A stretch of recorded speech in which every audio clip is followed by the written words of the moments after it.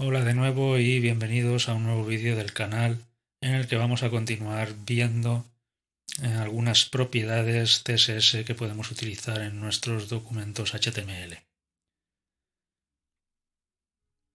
Antes de comenzar, yo lo que he hecho ha sido limpiar un poco el código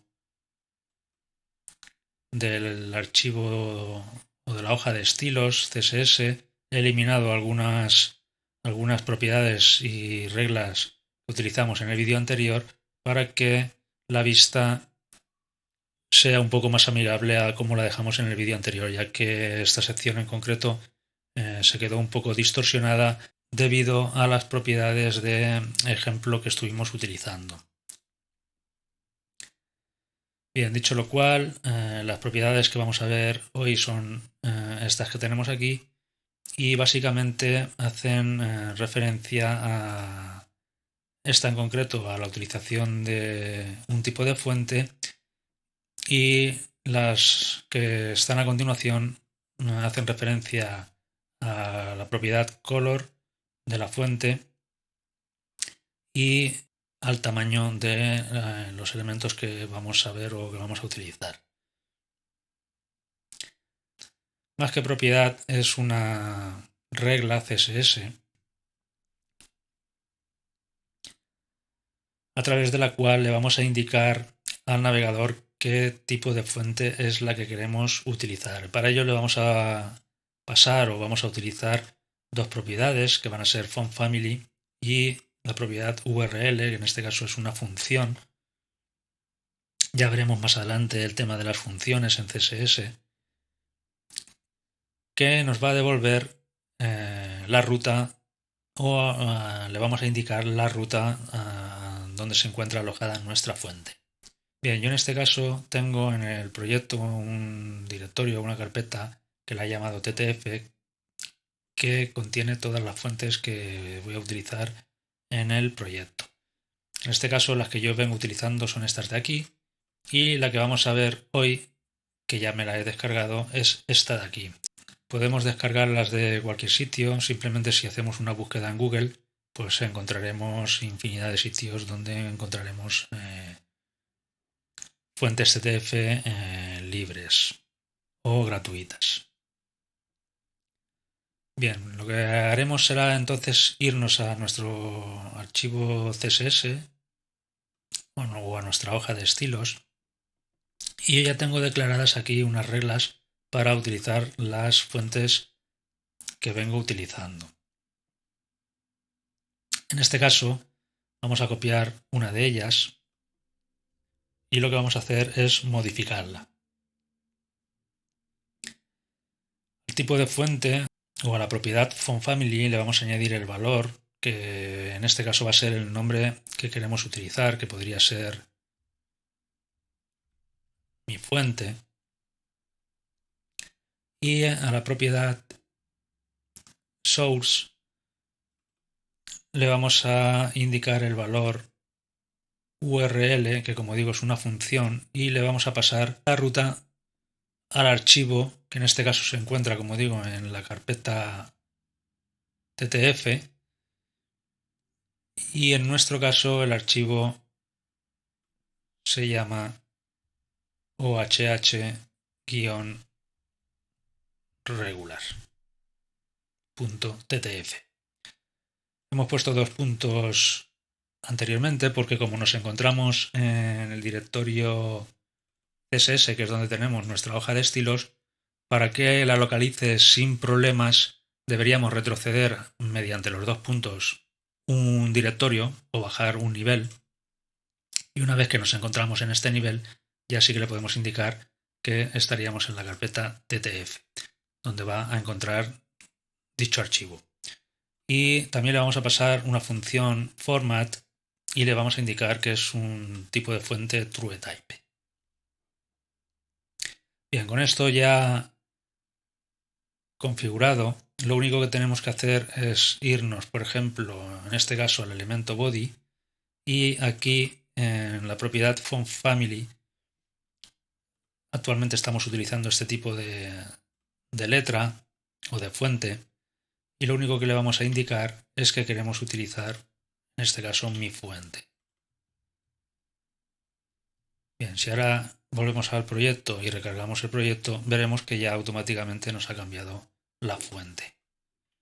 Excepto para esta sección de aquí que definimos que exclusivamente queríamos utilizar este tipo de fuente que estamos viendo en pantallas. Como veis, es una opción muy potente para dar estilo a nuestros proyectos. Bien, vamos a entrar en materia con el tema del color.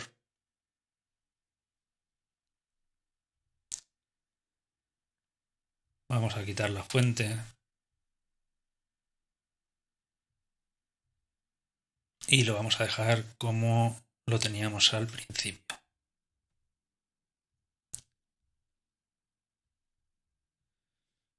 Vale. Lo que vamos a hacer para ver los siguientes ejemplos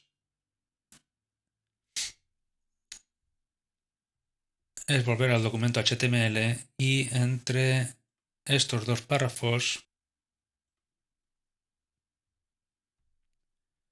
vamos a incluir un elemento div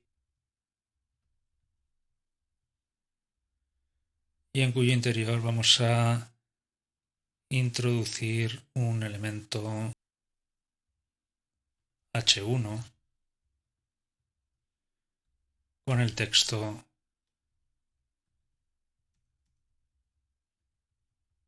de ejemplo.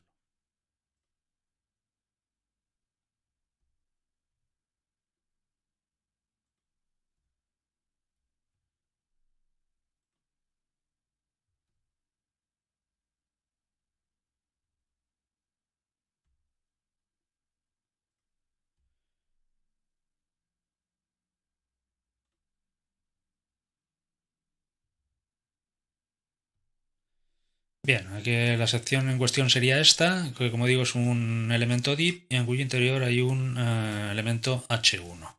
Si volvemos al documento y recargamos, veremos que ahora tenemos aquí el elemento que acabamos de crear. Bien. En relación al color o a la propiedad color, vamos a comentar que lo podemos hacer de diferentes formas. Podemos utilizar código hexadecimal que iría del 00 a FF y lo representaríamos tal y como estamos viendo aquí. Debemos mencionar que el color va a venir definido por una combinación de tres colores que van a ser rojo, verde y azul. Por eso los dos primeros dígitos corresponderían a un color, que en este caso sería el rojo, los dos segundos al segundo color, al verde, y los dos últimos al color azul. Podemos representarlo también en forma decimal, cuyos valores irían del 0 al 255. En este caso podríamos utilizar o utilizaríamos, mejor dicho, la función RGB, a la cual le pasaríamos tres parámetros que en este caso van a ser los diferentes colores, como digo, rojo, verde y azul, representados por números. Y también podemos utilizar la función RGBA, que en este caso correspondería a cuatro colores, que sería el rojo, verde, azul, y el último color sería alfa. Con este parámetro lo que estaríamos indicándole es la opacidad del color. También podemos representarlo a través de la función HSL, cuyos parámetros, el primer parámetro va a ser el matiz, el segundo parámetro va a ser la saturación y el tercer parámetro va a ser la luminosidad. El primer parámetro viene definido del 0 al 360, es como si fuese una rueda de 360 grados, o un círculo de 360 grados, y iría los valores, como digo, del 0 al 360. El segundo parámetro correspondiente a la saturación se va a representar en tantos por ciento y vendría representado del 0 al 100%, y la luminosidad también se representaría en tantos por ciento en valores del 0 al 100. Bien, una herramienta útil a la hora de trabajar con colores la podemos encontrar en esta dirección web o en esta página web, que es htmlcolorcodes.com. Y aquí podemos ver que tenemos una paleta de colores en la cual podemos seleccionar los colores con los que queremos trabajar. De esta manera es una opción fácil de poder seleccionar colores, ya que no podemos recordar exactamente a qué color pertenece, si estamos utilizando código hexadecimal, pues a qué color correspondería exactamente estos valores. Podemos recordar alguno que sea muy específico, pero a la hora de trabajar con colores pues nos podríamos volver un poco locos. De la misma manera pasa con la opción de números decimales, en la cual tampoco podríamos recordar exactamente a qué color corresponden según qué combinación de números. Para lo cual, como digo, esta herramienta es muy útil, solamente tendríamos que seleccionar el color que queremos utilizar y simplemente aquí ya tendríamos pues el código en hexadecimal o bien el valor para el rojo, para el verde, para el azul. Y si utilizamos la función HSL de matiz, saturación y luminosidad, pues tendríamos el matiz 70, la saturación de 84 y la luminosidad de 27. Vamos a ver un ejemplo y vamos a suponer que queremos que nuestro elemento H1 tenga un color, en este caso azul, con esta intensidad, para lo cual vamos a utilizar la función RGB, cuyos valores van a ser 22, 73 y 183. Antes que nada vamos a declarar aquí una clase a la cual le vamos a llamar color, y ahora sí podemos ir a nuestra hoja de estilos y si nos desplazamos al final podemos declarar una regla para la clase color, a la cual le vamos a indicar que queremos utilizar la propiedad color y vamos a utilizar la función RGB, que como digo le vamos a pasar los parámetros 22, 73 y 183.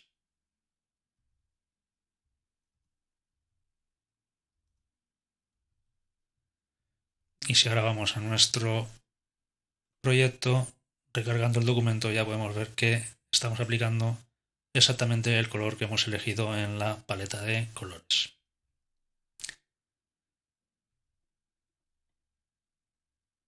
Podríamos utilizar esta función, que es RGBA, para hacer uso del cuarto parámetro, en este caso alfa, que vendría definido del 0 al 1,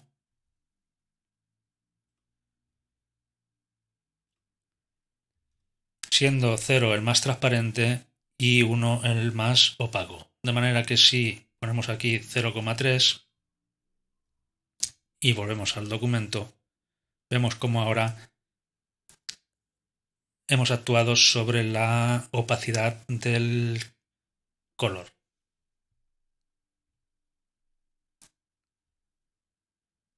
Y si le aplicamos un valor más cercano al 1, veremos que se oscurece.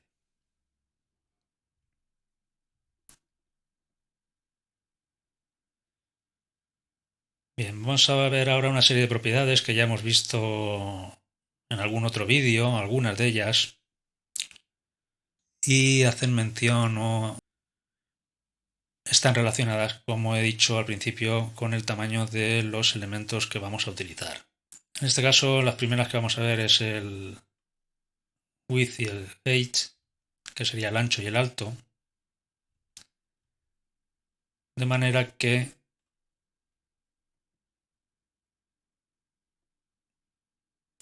para ver el resultado vamos a crear una clase en el div que hemos creado anteriormente, cual le vamos a llamar div color,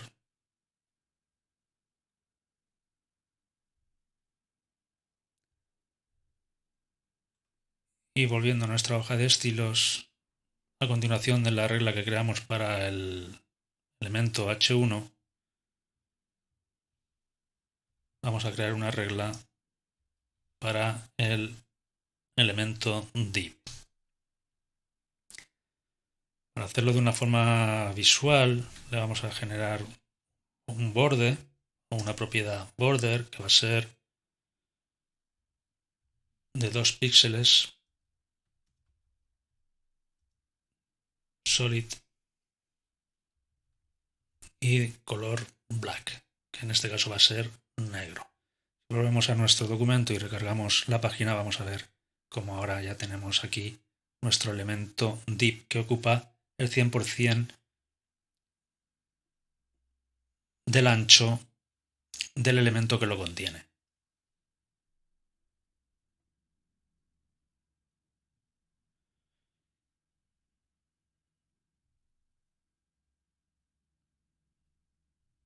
Bien, aquí estamos viendo que nuestro elemento H1 está, digamos, un poco descentrado del elemento que lo contiene. Y esto es porque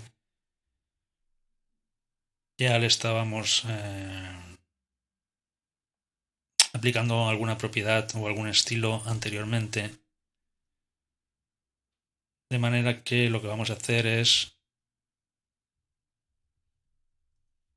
resetearlo. Y ahora ya vemos cómo lo que está haciendo es aparecernos de una forma centrada en el interior del div que lo contiene. La altura del div va a venir, en este caso, definida por el tamaño del objeto que está en su interior. Bien, para ver un poco las propiedades que tenemos aquí, vamos a hacer uso de la herramienta que viene con el navegador.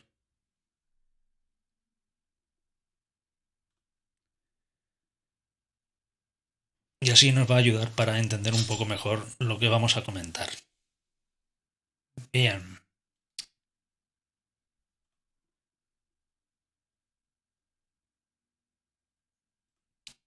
Vamos a trabajar sobre el elemento H1,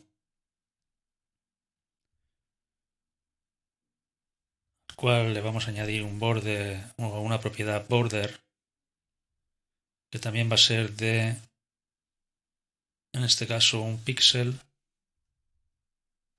solid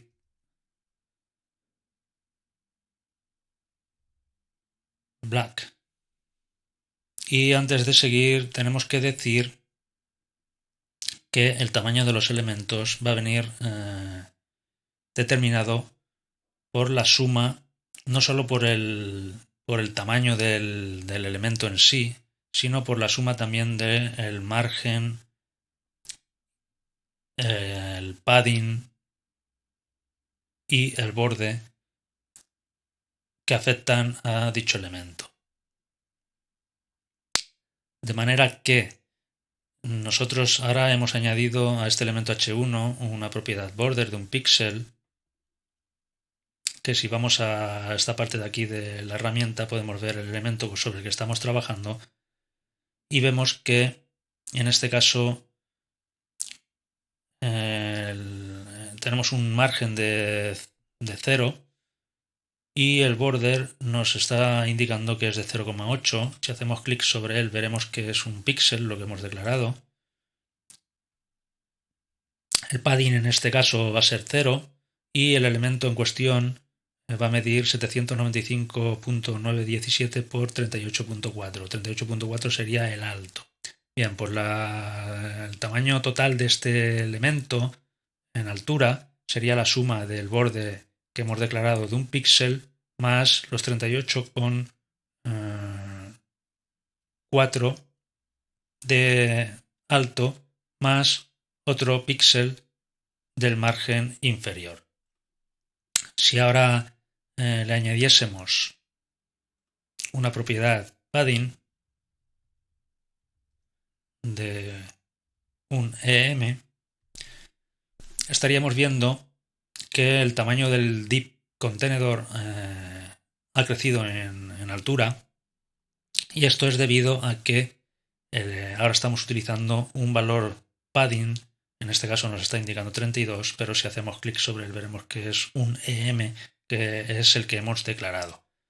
Esto quiere decir que si tuviéramos que medir ahora en altura nuestro elemento H1, tendríamos que hacer la suma del borde superior, que sería un píxel, más el padding superior, que sería un EM, más los 38.4 que mide el elemento H1, más un EM del padding inferior, más un píxel del borde inferior.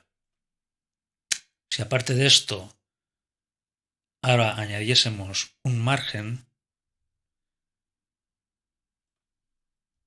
una propiedad margen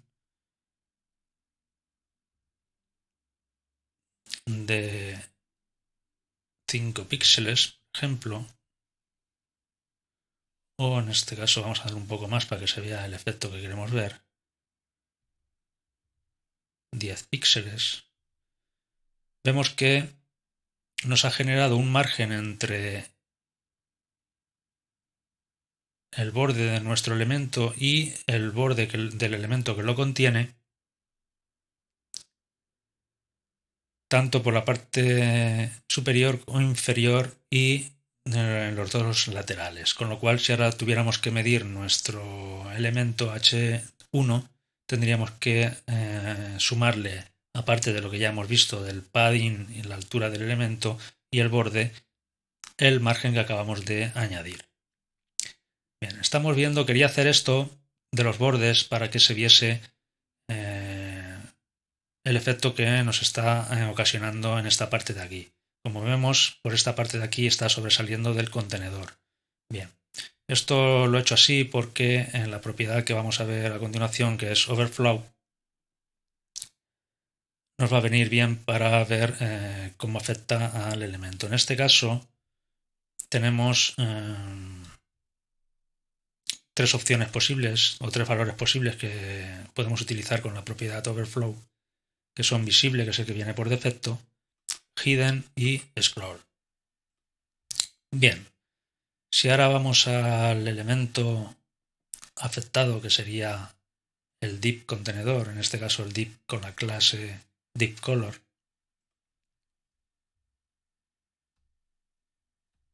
y añadimos la propiedad overflow, si utilizamos el valor hidden, vemos como nos ha desaparecido aquí todo lo que sobresalía del contenedor padre, por llamarlo de alguna manera, o del elemento div que contiene al elemento H1.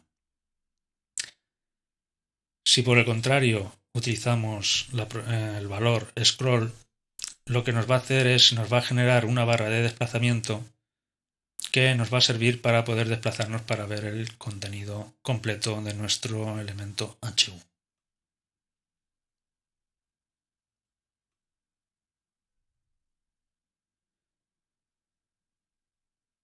Bien, tenemos aquí algunas propiedades más relacionadas con la propiedad overflow. En este caso, overflow-x y overflow-y, que lo único que las diferencia de la propiedad overflow es que esta afectaría al eje X y esta afectaría al eje Y. Pero los valores que podemos utilizar van a ser completamente los mismos.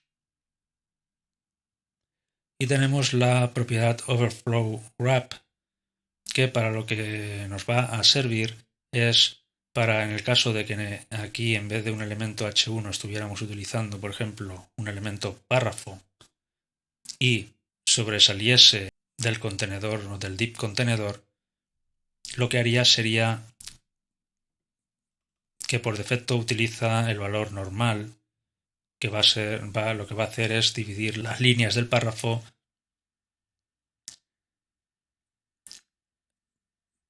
en palabras. O sea, si la primera línea, donde ya no pudiese continuar la primera línea, lo que haría sería dividir la siguiente palabra, la pasaría a la línea siguiente y así sucesivamente. Si utilizásemos el valor break word, lo que haría es que en vez de utilizar palabras completas para hacer las divisiones de las líneas, podría dividir las palabras.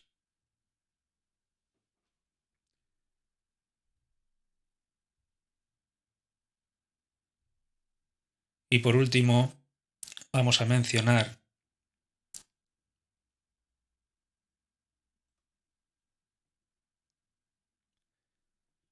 que tanto para las propiedades width, height, margin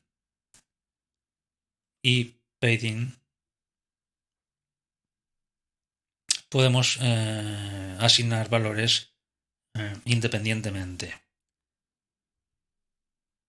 O sea, me refiero, si solamente le asignamos un valor, como estamos haciendo aquí, por ejemplo, al padding le estamos asignando un valor de un EM, lo que estamos indicando es que para la parte superior, derecha, inferior e izquierda va a utilizar esta unidad de medida. Si quisiéramos definir diferentes valores para la parte superior, derecha, inferior o izquierda, podríamos indicarlo en la misma línea un valor a continuación del otro. En este caso, por ejemplo, podríamos indicarle que queremos que para el margen derecho, en vez de un EM, sea de 0,5 EM, con lo cual ahora le estaríamos indicando que para la parte superior e inferior utilizaría un EM y para la parte derecha e izquierda utilizaría 0,5 EM.